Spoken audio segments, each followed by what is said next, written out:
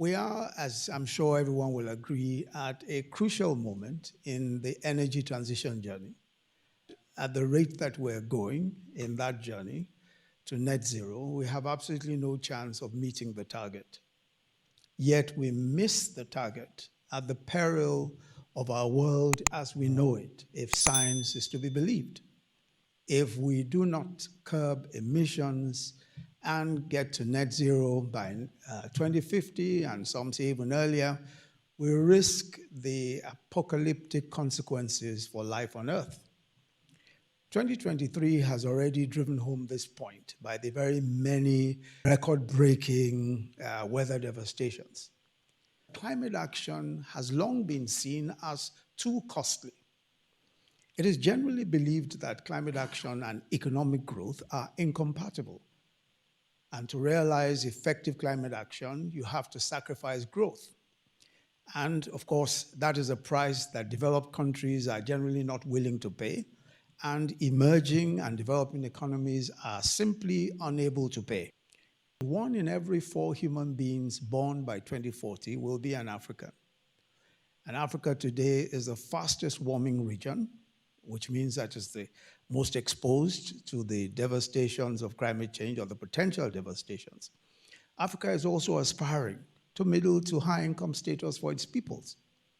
But if Africa were to develop by the same carbon intensive pathway employed by wealthier countries, then the world will never achieve net zero, because Africa will annually pump 9.4 gigatons of CO2e into the atmosphere.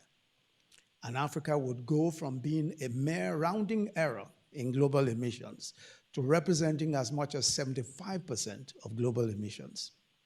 So in many senses, Africa can be the nemesis of the world or an important partner in solving the problem. Africa can develop without increasing carbon emissions and not even keeping it constant, but actually reducing emissions. Economic growth and effective climate action can actually work together.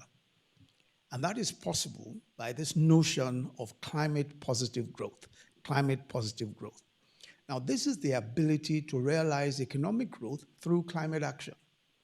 And Africa has the potential to be a climate positive growth leader, helping the world arrest and reverse climate change while developing to middle to high income status and beyond. This is a clear possibility with global collaboration. So what is the case for climate positive growth?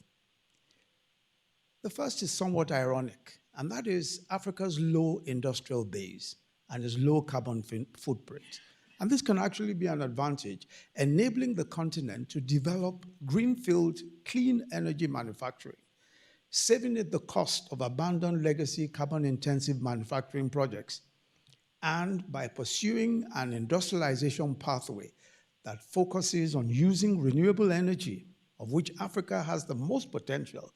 Africa is home to 60% of the world's best solar resources. And in addition, it has abundant wind, geothermal, and hydro potential.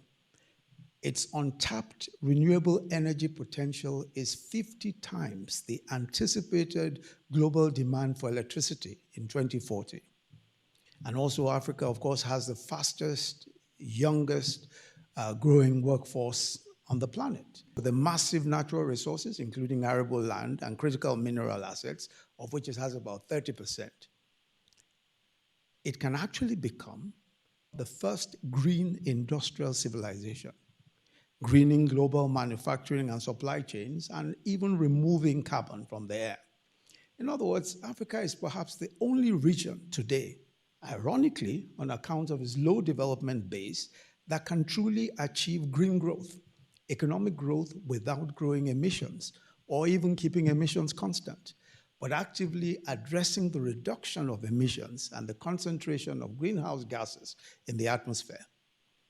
It means, for example, that if Africa processed the bauxite that it mines, which is 25% of global bauxite production, to aluminum with renewable energy before exporting it, we would actually save 335 million tons of CO2e per year.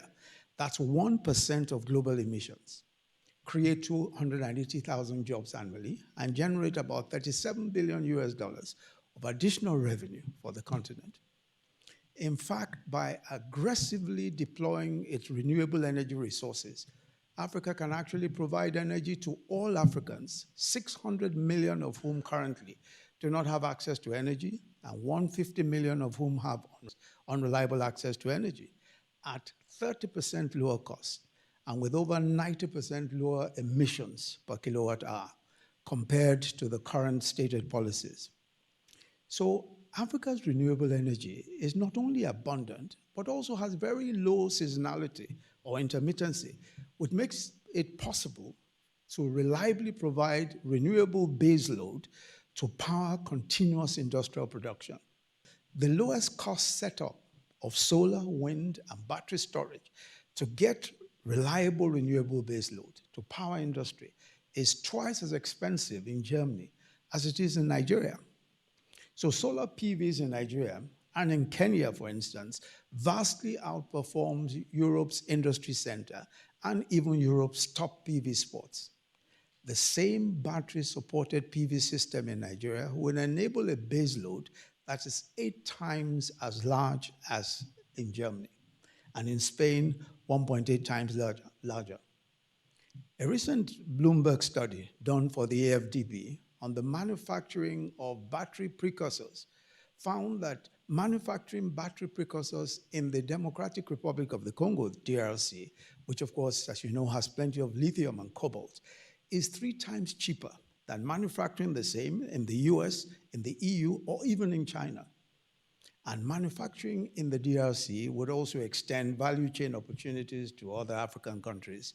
And they would need, of course, they would need manganese from Zambia, from Tanzania, from Gabon, and from South Africa to contribute to their capacity to produce these battery precursors. Several African countries now have restrictions on raw exports of critical minerals. Indeed, over 42% of African countries, excluding North African countries, have these restrictions. So mining companies are now establishing local processing plants, and this is great. But to reap maximum rewards for climate action and development, then processing and mining must be done by the use of renewable energy. Otherwise, the real advantages can never be obtained. And this makes perfect economic sense. A substantial part of foreign funding that is today flowing into Africa's renewable energy projects is concessional and grant funding. And this is, of course, has to be the case because investing in generating capacity without secured demand is like trying to clap with one hand. It really wouldn't work. So what will it take to realize climate positive growth? What will it take to get these developments that we're talking about and to truly create a green industrial region of the world? 4 things are necessary. 2 that African countries can and should work on, and 2 that require global partnerships and engagement. African countries, need to focus their economic growth and development plans on these green opportunities. They must devote the economic plans and development plans to these green opportunities. And it's interesting that several African countries are beginning to do so. 2, they need to structure policy and regulations in ways that will support this green industrialization. We then need 2 pieces of global collaboration. The first is fair and equitable market access to meet the global demand for green products, services, and carbon credits. As the EU builds out its carbon border adjustment mechanism and other regions look at similar measures, these need to be designed in such a way that does not exclude the locations most suitable to rapidly and affordably decarbonizing global production. This includes not only demand for industrial products, but also for carbon credits. Emerging economies, and in particular African economies, have suffered disproportionately low market share and they attract some of the lowest prices. So a lot of the carbon credits coming out of Africa, of course, attract very, very low prices. Admittedly, carbon markets are far from perfect, and these days, not a week goes by without an expose of one kind or the other about bad carbon credits, and often African. And whilst these issues exist in the market, it's important not to lose sight of one of the core drivers of this problem, and that is the current price of carbon credits coming out of Africa. About 50 cents to a few dollars per ton in the voluntary carbon market. And now it's simply impossible to generate quality credits at that kind of price. It's like buying a Rolex watch for $20 and being upset when it turns out to be counterfeit. So the second condition to make climate positive growth a reality, for which we need global collaboration, is the right type and amount of investments and capital. Now, on the question of accessing the right quantum of capital, it's evident, of course, from all of what we've seen, that the cost of capital in Africa is inexorably high. African governments pay 5 times as much interest in the bond market as they would if multilateral development banks were properly capitalized. As a matter of fact, cost of borrowing for African countries is probably the highest of any region. Those seeking investments for private projects face high costs of capital and unhelpfully short tenors, driven largely by both real and perceived risk factors.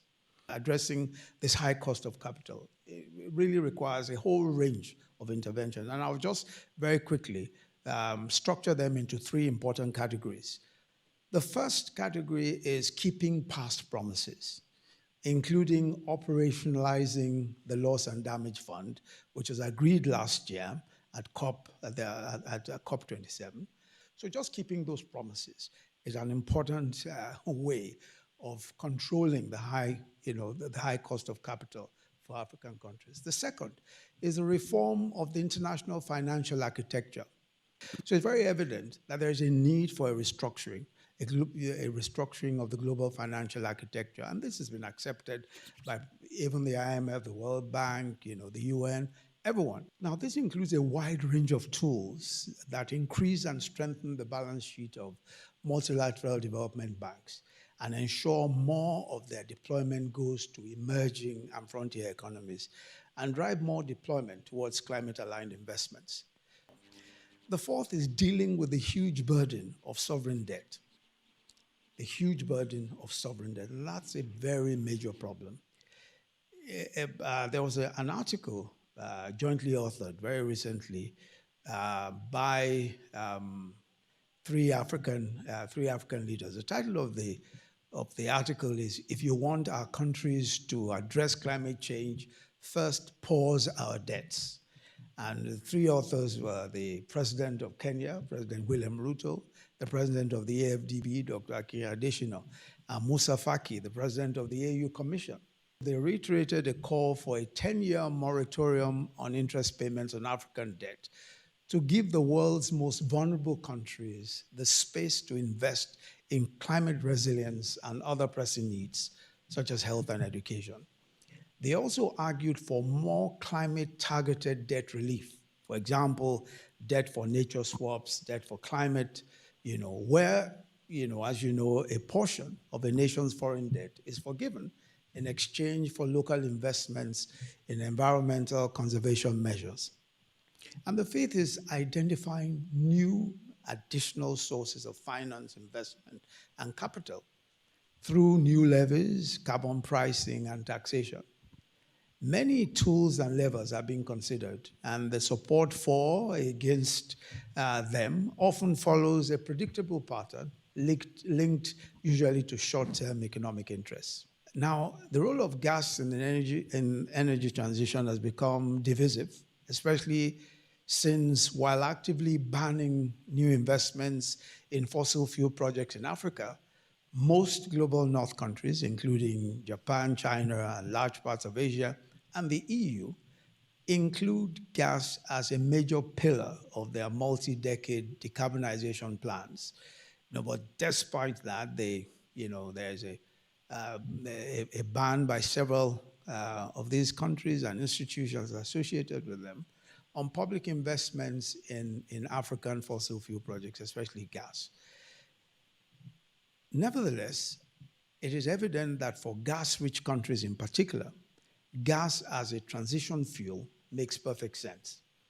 But it's also evident that this can only be transitionary. Deploying gas today will depend, on some of the distinctions that we can make broadly between the different types of use cases. The first type of use case is countries that are investing in new exploitation of unexploited resources, or those who are growing the production of existing resources. Such countries, I think, must look out first for stranded assets, because these assets, of course, will become very difficult to insure and to refinance. And as the world moves towards, in the energy transition journey, towards decommissioning fossil fuel projects and gas projects, it's just going to become increasingly more difficult to insure projects like that or to finance or refinance such projects. So that's just the reality. And countries that are growing new, exploiting new sites must simply watch out for that. Countries should also avoid creating or growing their dependency on gas. African countries do not need to use gas themselves, given their abundance of renewable energy potential, not even for industrialization, as we've seen. So let me end by saying that we will not meet global net zero targets if the global north in particular does not take the options that appear to be in the best interests of the global south today. Because usually even those advantages are only short term. Ultimately, preserving our civilization is in the best interest of all of us. And I think we need more climate statesmanship to have any chance of achieving our targets. The stewardship to our planet and the generations that will live in it calls for much more self-sacrifice from all of us than we're currently seeing. Thank you very much. I'm a king, yes, I'm a king, I think I'm a king,